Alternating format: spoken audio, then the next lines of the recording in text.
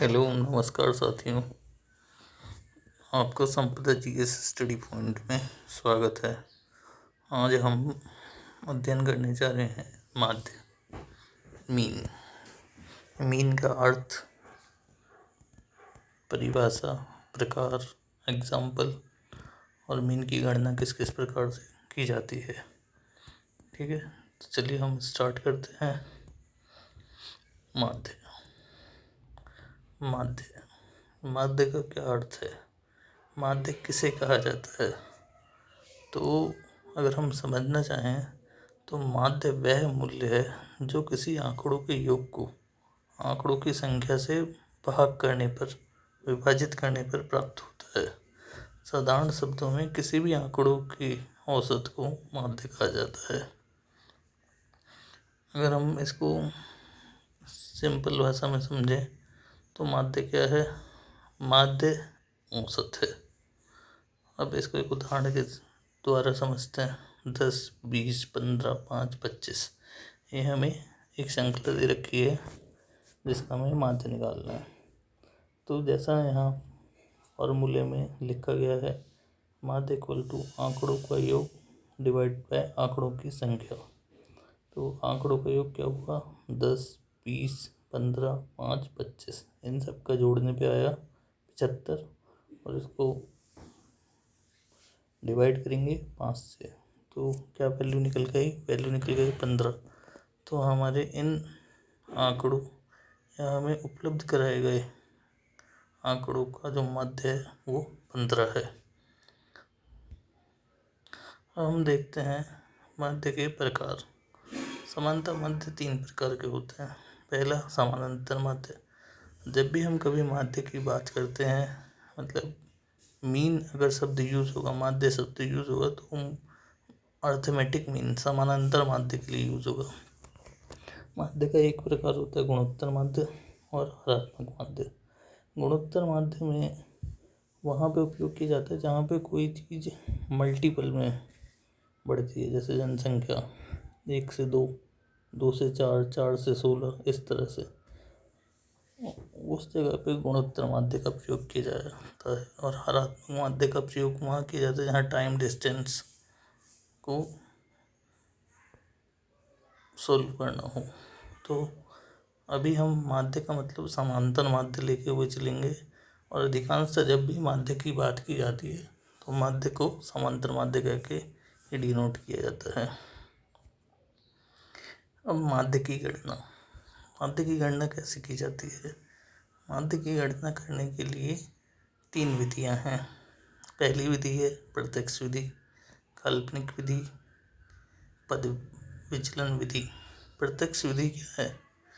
प्रत्यक्ष विधि में हम सीधे तरीके से, मतलब डायरेक्ट रूप से जो हमारी फ्रीक्वेंसी है, आवृत्ति है, और जो हमारे आंकड़े हैं, मतलब अगर हम कहा जाए जो हमारा फार्मूला था आंकड़ों का योग बटे आंकड़ों की संख्या, उसी को हम सीधे अप्लाई करके यूज़ करते हैं, वही हमारी प्रत्यक्ष विधि कहलाती है।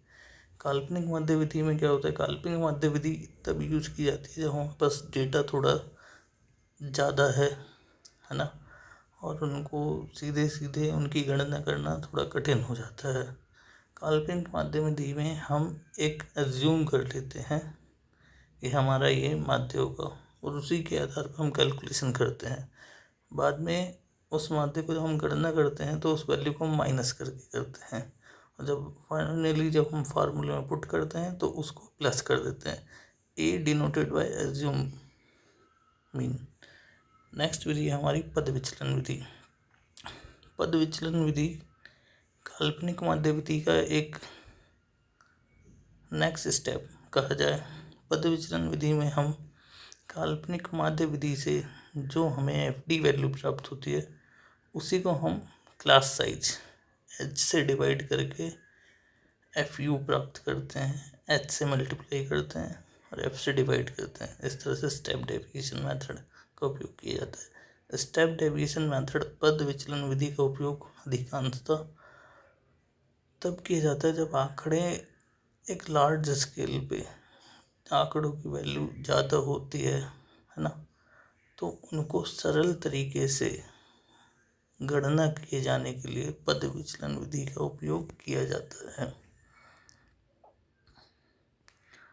आइए और हम देखते हैं माध्य की गणना। हाँ, आपको एक बात का ध्यान रखना है, माध्य मीन की गणना हम किसी भी विधि से करें, चाहे वो प्रत्यक्ष विधि हो, चाहे वो पद विचलन विधि हो, या फिर काल्पनिक माध्य विधि हो, किसी भी विधि से गणना करने पे माध्य की वैल्यू एक ही आएगी। तो ये हमें एक क्वेश्चन दे रखा है कि निम्नलिखित तालिका से माध्य की गणना करें। Calculate the mean from the following table. हमें एक टेबल में मार्क्स दे रखे हैं 0 से 10, 10 से 20, 20 से 30, 30 से 40, 40 से 50, 50 से 60, 60 से 70, और एक तरफ हमें फ्रीक्वेंसी दे रखी है, आवर्ती दे रखी है। आवर्ती में हमें 2, 4, 12, 21, 6, 3, 2। तो हम इसी क्वेश्चन को प्रत्यक्ष विधि से, काल्पनिक विधि से और साथ में पद विचलन विधि से गणना करेंगे, और तीनों से हमें एक ही आंसर प्राप्त होगा। तो calculation of mean by direct method, as per name suggest direct method का फार्मूला क्या है, sigma F X divide by sigma F.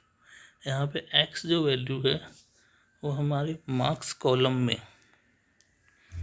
0 और 10 जो क्लास इंटरवल है उसकी लोअर लिमिट और अपर लिमिट को ऐड करने पे और 2 से डिवाइड करने पे प्राप्त हुई है।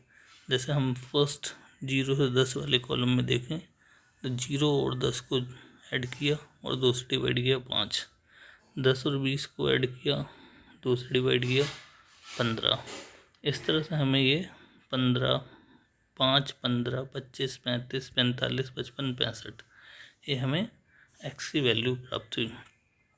जिस तरीके से फार्मूला में दे रखा है sigma F X divide by sigma F, तो एफ स्टैंड फॉर फ्रीक्वेंसी, जो हमें एक्स वैल्यू प्राप्त हुई है जिसे हम मिड वैल्यू भी कहते हैं, उसकी हम फ्रीक्वेंसी से मल्टीप्लाई करने पे हमें एफ एक्स प्राप्त होता है। जैसे 5 × 2 10, 4 × 15 60, 12 × 25 300, 21 × 35 735, 6 × 45 270, 3 × 55 165, 2 × 65 130।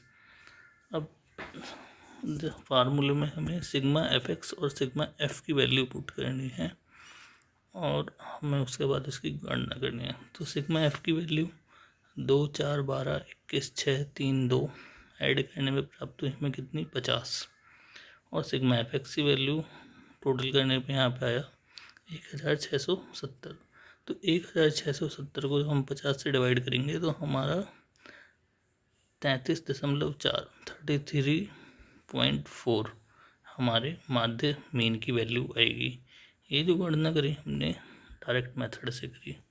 आइए अब हम अगले मेथड से माध्य की गणना करते हैं और जानते हैं क्या आंसर सेम आएगा या अलग आएगा।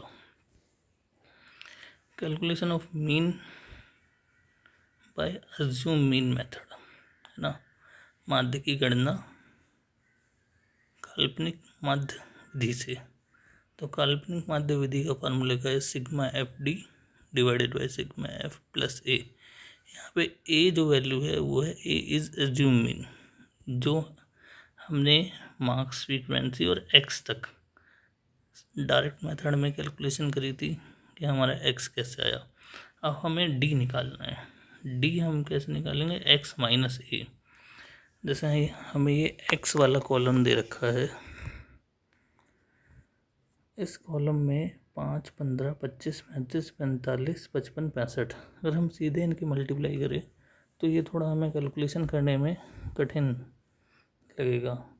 तो हमने x में जो मिड वैल्यू है 35, इसको हमने एज्यूम मीन मान लिया और हमने d निकाला x माइनस ए।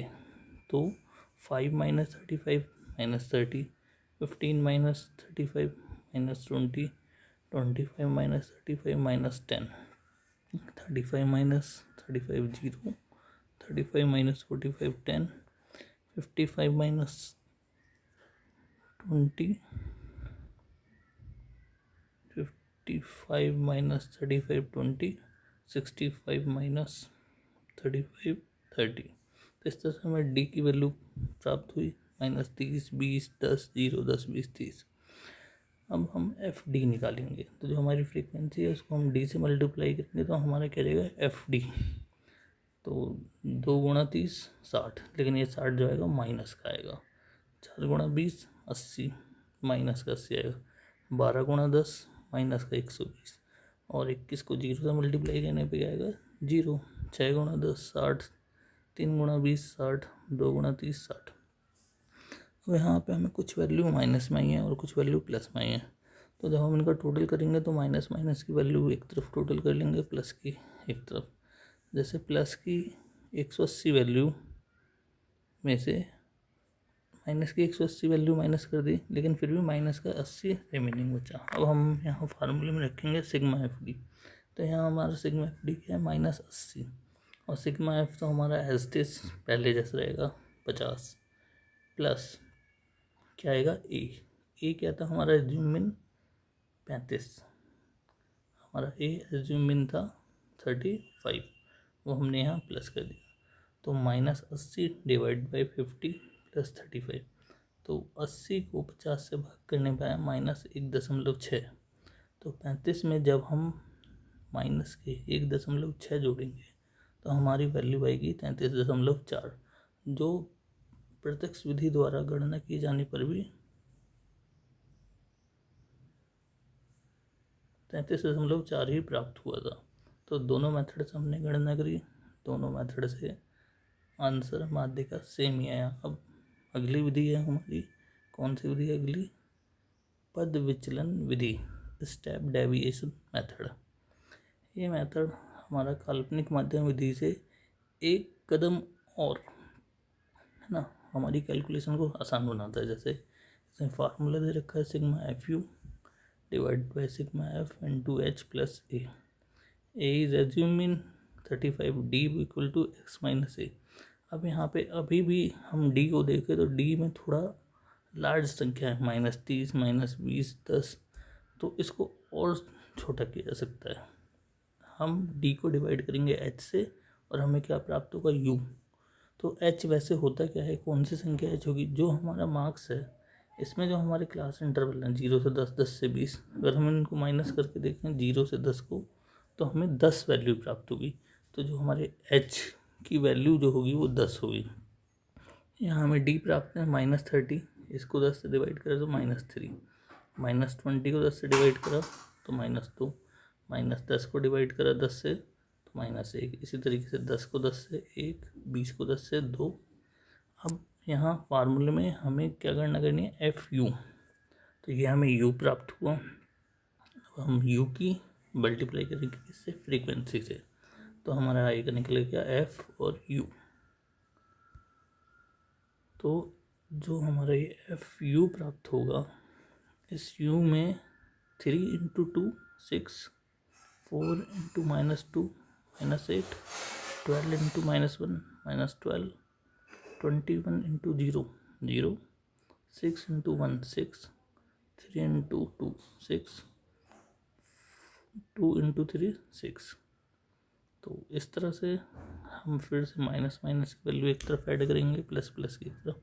तो प्लस के 18 हुए और माइनस के जो वैल्यू उनमें से 18 माइनस करा तो हमें फिर भी माइनस का 8 प्राप्त हुआ। अब फार्मूले में जैसा दे रखा है sigma F U divide by sigma F into H plus A. तो सिग्मा एफ यू की वैल्यू क्या है?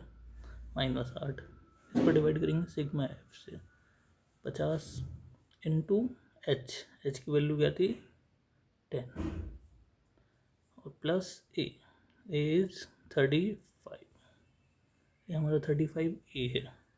तो हमने रखा -8 डिवाइड बाई 50 इंटू 10 प्लस 35। तो ये 0 से ये 50 का 0 गया, तो हमारा नेक्स्ट में क्या बचा? -8/5 प्लस 35। तो यहाँ -8 को 5 से भाग करेंगे तो -1.6, इस प्लस करेंगे 35 तो हमारी वैल्यू क्या आएगी 33.4। ये जो 33.4 वैल्यू जो हमें प्राप्त हुई, ये हमें एज्यूमिंग मेथड से भी प्राप्त हुई थी, और यही वैल्यू हमें डायरेक्ट मेथड से भी प्राप्त हुई थी। आइए हम देखते हैं, ये सेम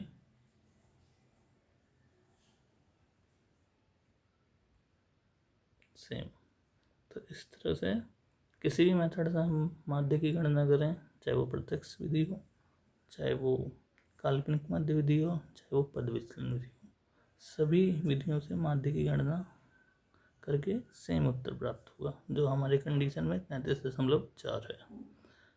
तो ये हमारा माध्य का टॉपिक था, जो आपको class 9th 10th 11th 12th graduation में भी, सांख्यिकी में, अर्थशास्त्र में, मैथमेटिक्स में, कॉम्पिटिटिव एग्ज़ाम में, डीआई में, SSC, CPO, CGL, Vyapam, PSC, इन सभी में इसकी गणना आपके लिए हेल्पफुल रहेगी। तो धन्यवाद साथियों, है ना, वीडियो को देखने के लिए। ये हमारा चैनल है @Sampara GS study point. Please like, share and subscribe. धन्यवाद।